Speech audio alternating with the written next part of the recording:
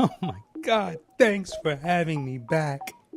It's so great to be back here at this podcast as a special guest. Thank you so much for having me. Okay, let's get down to business. Thank you for coming back. If you're listening, if you decided to check me out, if you found me by accident, it is what it is. I leave these drips of knowledge and blood related to the film industry and in theory and whatever, for you, for the cinephiles, for the lovers of film. Let me clear my throat. Get with the shits. So today, this episode, I thought that I would actually do a quote-unquote redux or a remix or a rethinking of... Hold on, we have sirens. Someone's on the run. Okay, maybe not. Rethinking of a film. This film is The Dark Knight. And being that it's 30... Yeah, it's 30 years since The Dark Knight. It's 10 years, 10-year anniversary since The Dark Knight. I'd been hearing that intermittently, and I don't know what it was, but I wanted to watch the film again. Every now and then, I'll, decide I want to watch this film. I think the last time I watched The Dark Knight might have been 2 years ago, 2016. I might be kidding myself, but either 2015, 2016. And what I want to do is I'm going to research the very first podcast that myself and some friends had attempted to do around that, 10 years ago probably. When the film came out, and I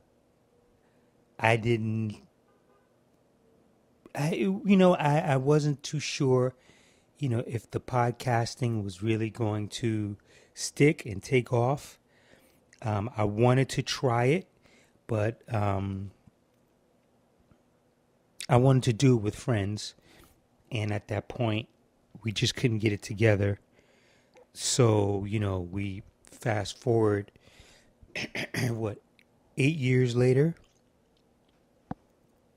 7 years later, I want to say, where I'm at the point where I started doing film commentaries, and then I decided to do the podcast by myself just because I just had things that I wanted to get off my chest.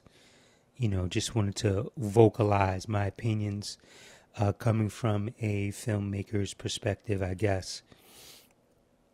And I decided to, pick up the microphone and fight the good fight, just offer another opinion, regarding various films. Anyhow, in our original podcast, and what's odd about this, I don't know, I wouldn't call it, it's not a coincidence because they say there's no such things as coincidences. When I was uploading last week's podcast episodes, I realized that I couldn't find podcast number 1. And I kept wondering, where was podcast number 1? And I think the reason that I left it, that the podcast on the channel starts at number 2 is because the number 1 was the very first podcast that we had done back then. And at a certain point, I said that I might put it up. I wasn't sure. And now that I'm doing a recap of The Dark Knight, I think that I'm going to place it up. And then you guys can see, the energy that we had. Excuse me. And, my feelings on the film now, or then, and my feelings on it now. And I want to say, first things first, I will have to openly come out and say that um, I'm not sure if I can say that I've been hard on Christopher Nolan, because there's a side of me that thinks that he's a little overrated, and maybe that's not his fault. Maybe that's the opinions of the people that put him on the pedestal. You know, um, Batman Begins is the best Batman film, uh, centered around the creation of Batman. I know people have their opinions on who's the best Batman, whatever. But when it comes to story and structure, that Batman Begins, especially that ending, Wicked, that leads into the Dark Knight. I've actually literally watched that film every time outside of the theater. Watch that film every time at home, and the ending comes, and I rewind that, and I rewind that. The way that the music cues come in, the little, musical sound effects on the roof, that scene with Gordon is just the way that it leads in. It's set up perfectly. The little hints, the glimpses that it takes from the comic Batman Year One, and especially that part, I still think that hands down, as far as, yeah, I'm gonna probably say that that's the best Batman film, and I'm going to limb here. And everyone says it's either the first one with Keaton, or they might say The Dark Knight. I will probably stick my ground, stand my ground, and say Batman Begins is as the best Batman for right now.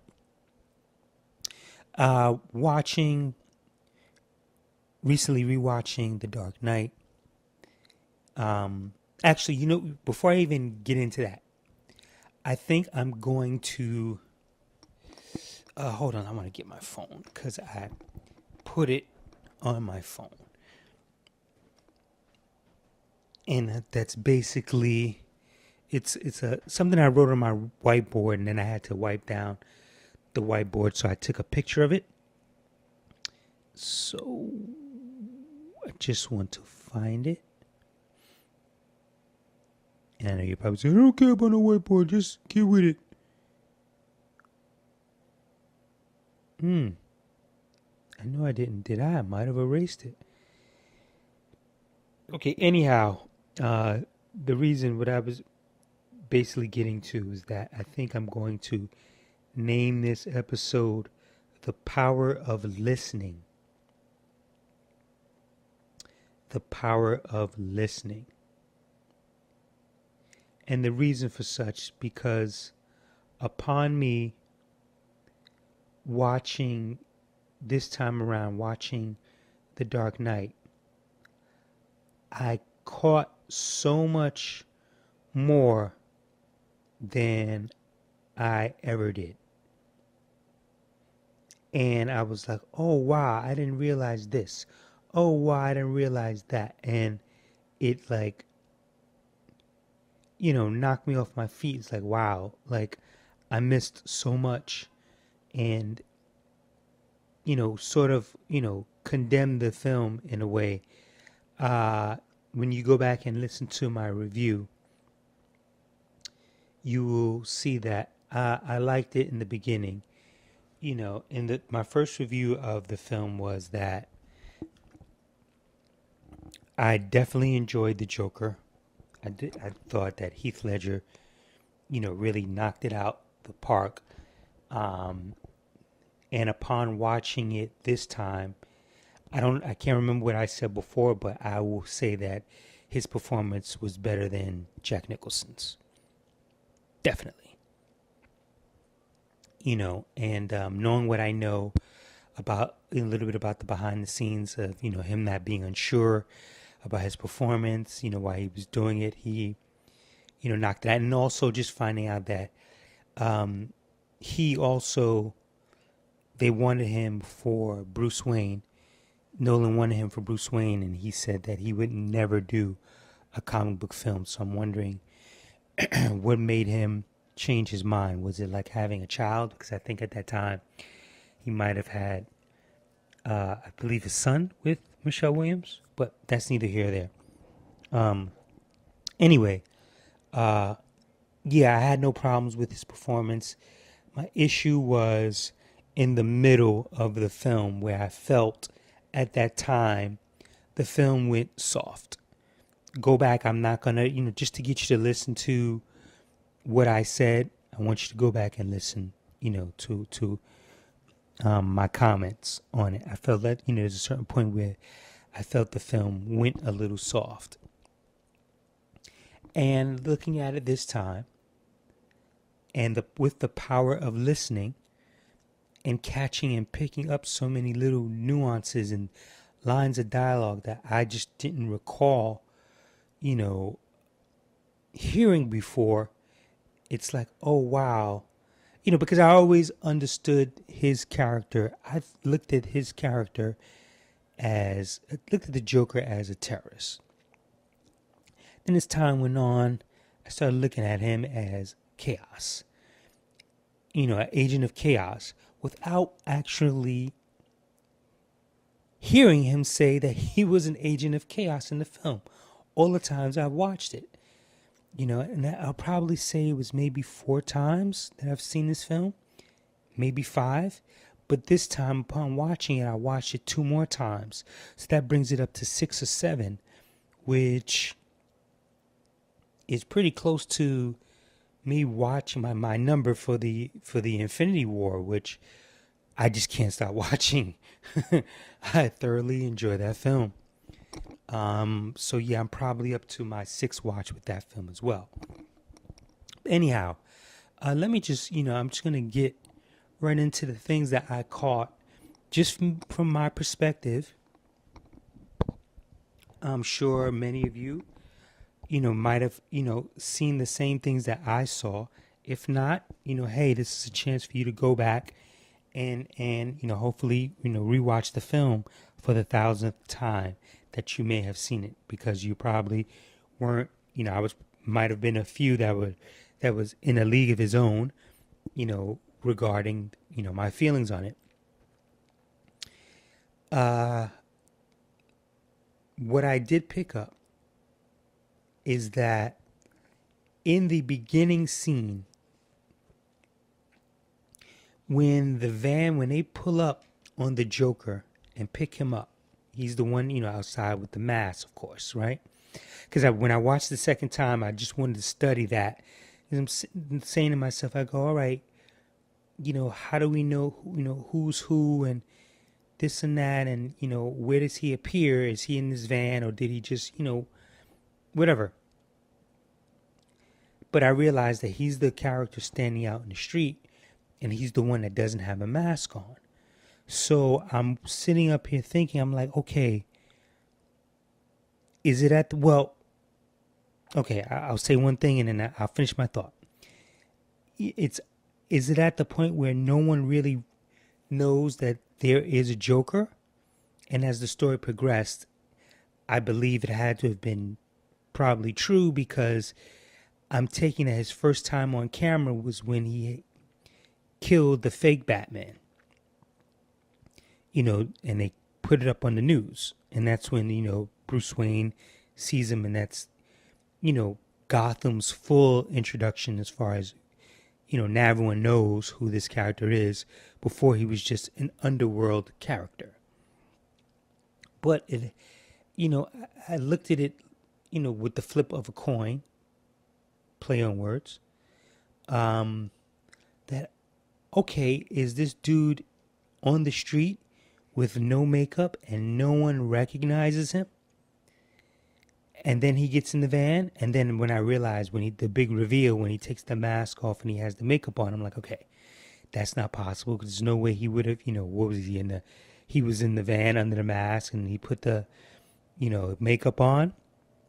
So I said, all right, he must have had the makeup on, when they came to pick him up.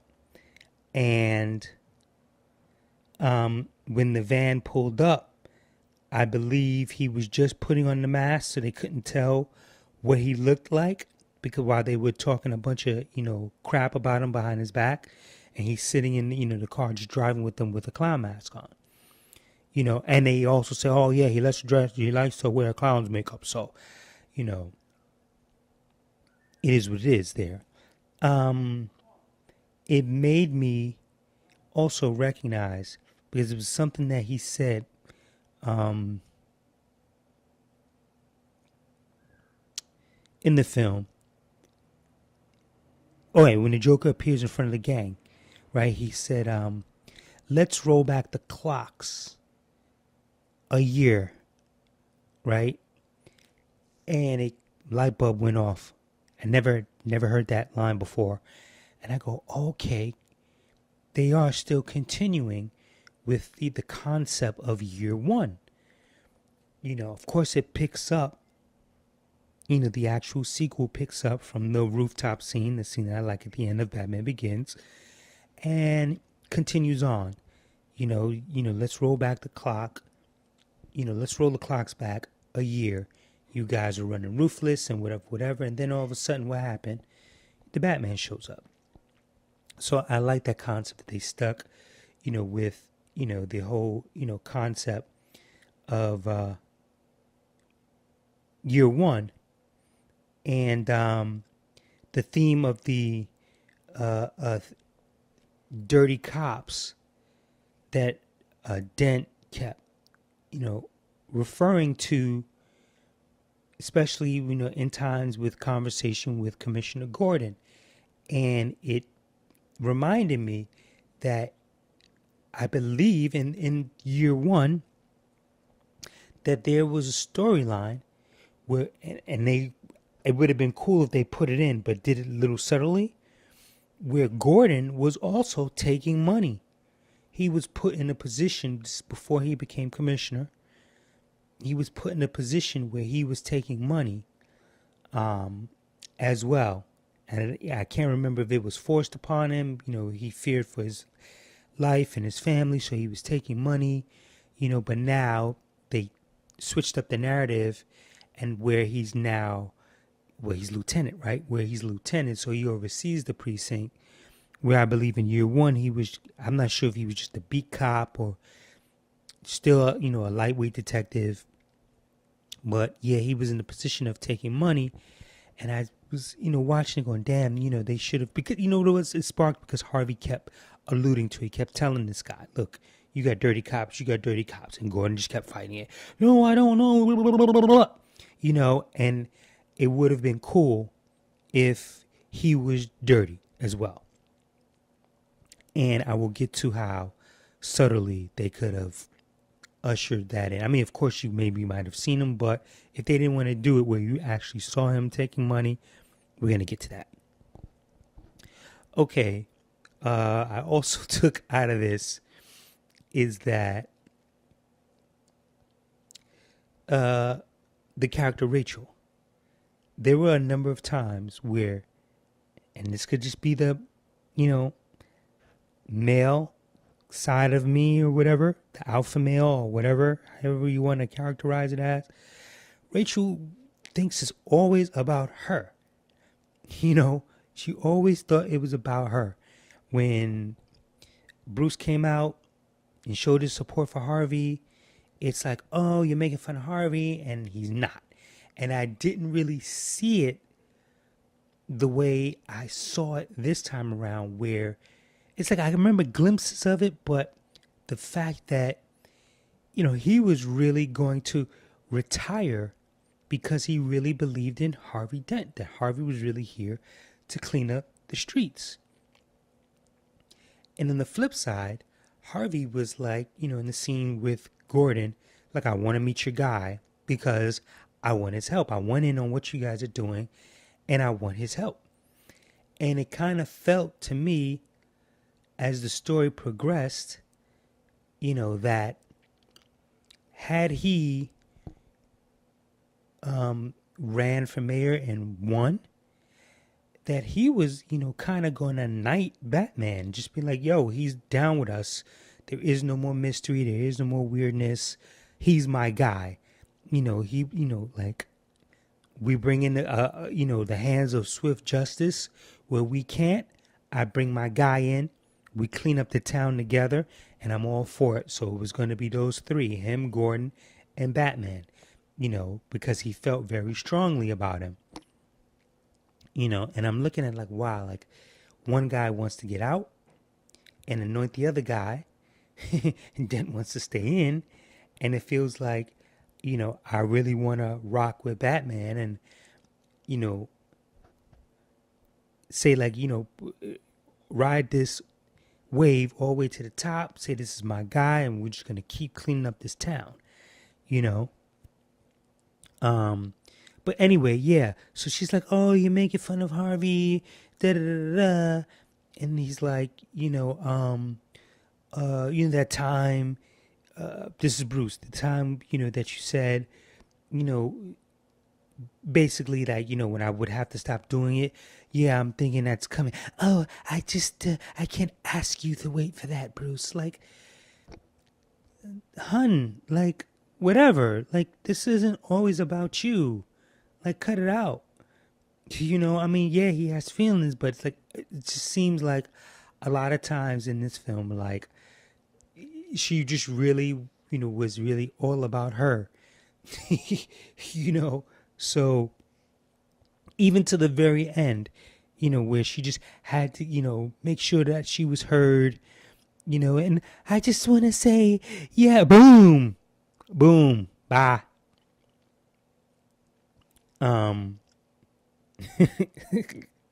So yeah, that was something that, I picked up on. And it's funny, where she feels all this until, Batman comes and saves her ass. I mean, she has a little, humorous quip or whatever. And it's like, oh, is Harvey okay? He's like, yeah, he's good. Whatever. You should just let her drop.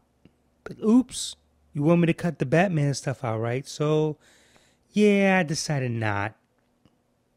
You want less headache. Had to let you go. Anyway, I think it would have been cooler also that when they fell out the window, they utilized more effects on the cape, because it just looked like, that he couldn't really get a stronghold as he, grabbed her and they were, escalating downward, that the cape, really played its part in, as like a flotational device, and even they could have still even landed a different way rather than landing so hard, or her landing so hard on top of him, because that looked like a drop, and then the fact that, I mean, of course, I gotta suspend my, belief, I guess, because a drop is a drop. And when you've fallen, even from, a few feet on your back, no matter how padded you are, it's going to make you feel a certain way. You're not just going to be talking, like, it's all cool. Like, oh yeah, he's fine. You're going to be very, very breathy. But, it's one of those things when you watch a film so many times, you catch on little things. And that was one of the things that I caught on. I also thought, and this is, I didn't catch this the last time, the previous times, but I thought it was like a little hokey, the way that they had Harvey Dent, become Two-Face, because, and I could be completely wrong, but when you look at how he's tied up to the chair, and Aaron Eckhart is a big dude. He's no scrawny pigeon. His shoulders are wide. He looks like he could have played football. No bullshit. His shoulders are wide. His head is big. And when he falls over to the side, it's like someone just said, oh yeah, just put your face in the liquid. I'm looking at this. I'm like, wait a minute. His shoulders, because he fell to, like I said, he fell to the side. Now, it'd have been different if he fell back in the chair, and somehow the liquid was over him or something, or it fell, and um, just like like when you step in a puddle real hard, like, psh, and the water plops up, like if the canister fell and the liquid bounced off the ground, just because it falls over real fast, boom, and it splashed up and burned his face or got on his face, that I could have bought. But I'm like, wait a minute, when he's on the ground, his shoulders would be you know overtaking his face, hitting the ground. And it's like they just rubbed his face. Like, yeah, yeah. I could just see the director, Nolan, like, yeah, yeah, just put your face into the acid because, we need the reason as to why this is going to burn you. And, I didn't think of this other idea of the canister. Or maybe the canister was overhead. They could have had the canisters, even just in that little area that he was sitting, you could have put two canisters of liquid, you know, on top of one another so that one falls over, like when he's rocking, he goes to rock off the chair, it hits the canister falls, it bursts, and it splashes on his face. Okay, cool, I'll buy that.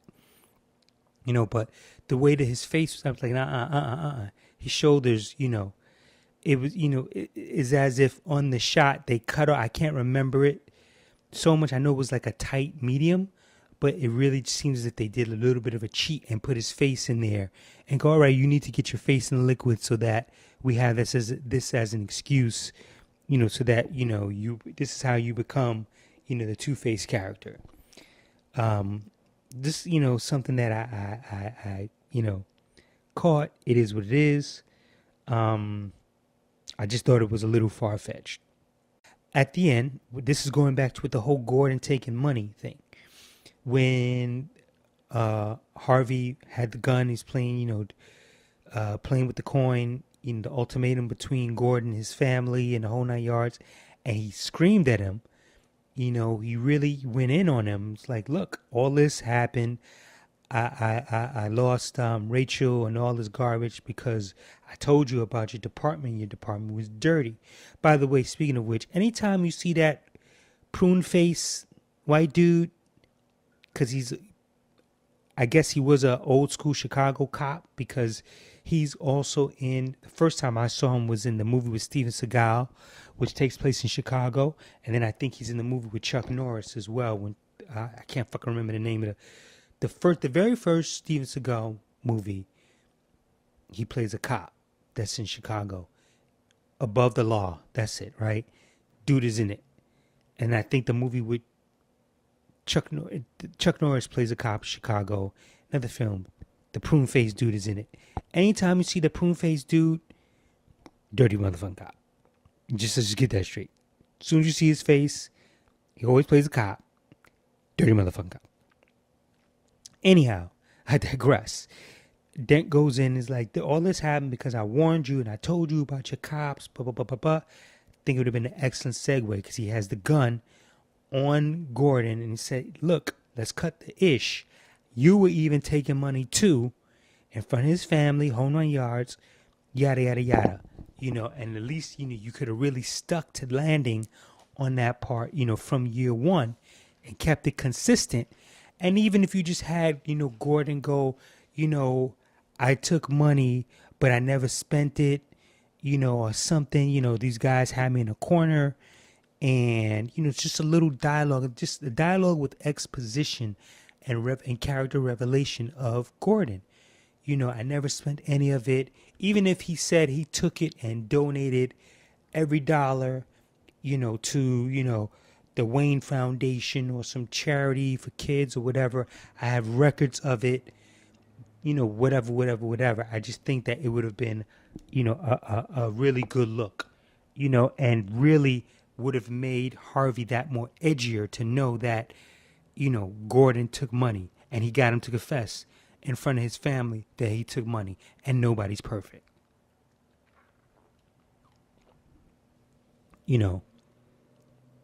And I couldn't figure out as to why. Oh, no. Oh yeah, okay. I'm sorry. I was thinking one way and thinking something else, thinking one way and I'm back. I couldn't figure out why in the end, like why Gordon and Batman just didn't go, screw it, we're just gonna blame the Joker for this. For the killings of the cops. Why not? If you're going to, because look, at the end of it all, they're going to lie. And as you saw in the, Dark Knight Rises, Gordon, you know, is guilty, and he's having the guilt on, keeping that story. But if you're going to lie, at the basically what I'm trying to get at is it's still a lie.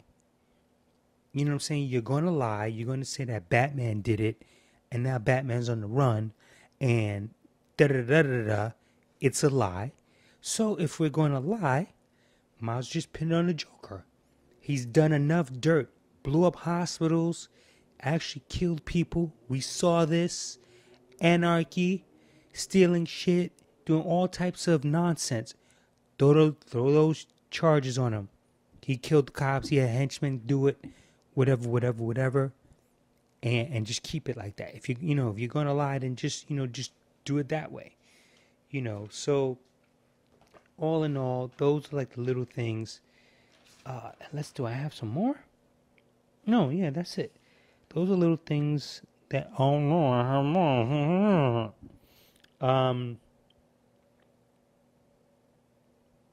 Oh no, these are notes for the Avengers, and I can get into that.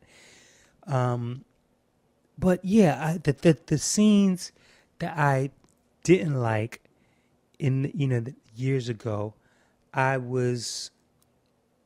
didn't catch it. Once again, the power of listening. I didn't understand. It was had to do with him setting the bombs on the two ships.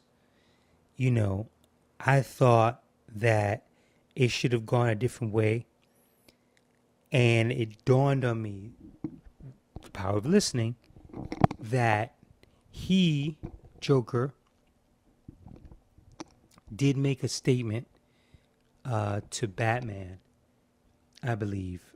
And I'm not sure if it was when he was hanging, swinging at the end, when he caught him, or when he was in the interrogation room. But he did make a statement about the people. It's like, when chaos hits, the people are going to, go crazy, and they're going to sell themselves, sell their souls to, do what they got to do. Excuse me, getting some water. Which is the setup for him rigging the boats and having the people decide to kill themselves. One is going to blow up one boat, one's going to blow up the other boat, or ship rather. And I'm going to prove to you that, people are selfish and they're going to do what they got to do. And then, of course, when he's like, okay, any second now, and it didn't happen, he was proven wrong. And I felt a certain way about that because I misunderstood exactly what was happening in the film, which I now caught on to when, of course, on this rewatch. And I was like, oh, okay, I get it now. Okay, this is my mistake. I misunderstood, what he was doing. Excuse me, now I get the hiccups. Excuse me. The overall scheme of it. So this was, totally on me. So my dislike 10 years later now turns into liking it even more, to the point that, like I said, I watched it again. I get a grin again. I just felt compelled to, want to watch it again, because I had a feeling that I was probably going to do a commentary on it.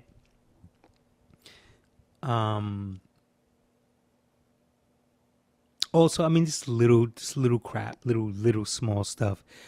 I think that it was a little bit of laziness on Nolan's part, where when they're in Japan or they scheming to go to Japan, and he's on the boat. I would not have shown or made it as overt to show Bruce Wayne take this huge bag and toss it in the water. Then when they cut to or do the pan, you see that all those the ballerinas are all sitting out. So that, if anything ever happened, there's a test. They could testify on seeing. We saw him throw a thing of water, throw a big bag into the water before he dived. I thought it would have been cooler if you just saw the bag on the edge of the boat, right? And you see Bruce Wayne standing. You're really not paying attention to the bag at this point. But you see it there, maybe in an establishing shot. You see it there. You see him talking to Alfred.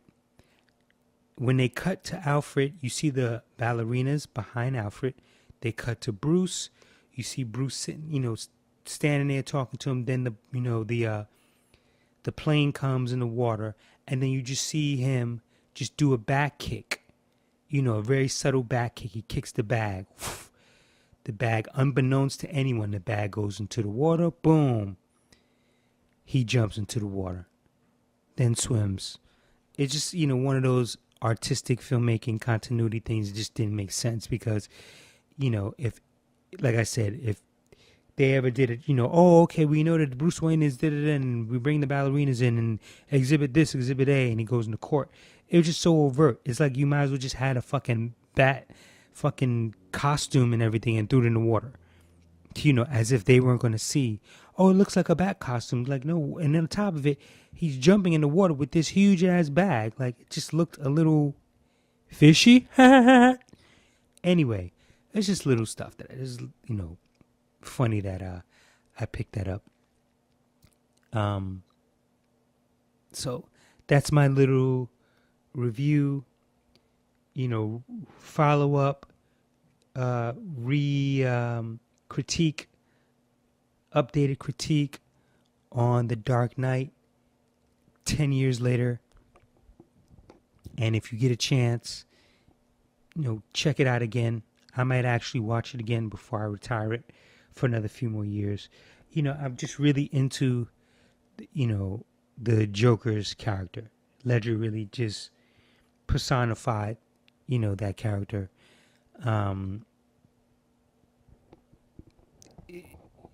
To the point that I don't even know why they had the Joker in Jared Leto's performance.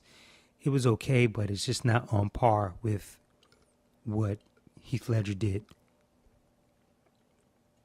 So whether or not if he came back or not, it's a completely different character. It feels like a Joker that's in another dimension, to be quite honest. Another universe, if you will, as they're calling it now, universes. So, but anyway, and it's going to be play this. It's going to be very interesting to see what Joaquin Phoenix does in his version. His take on the Joker. Very, very, very, very interesting.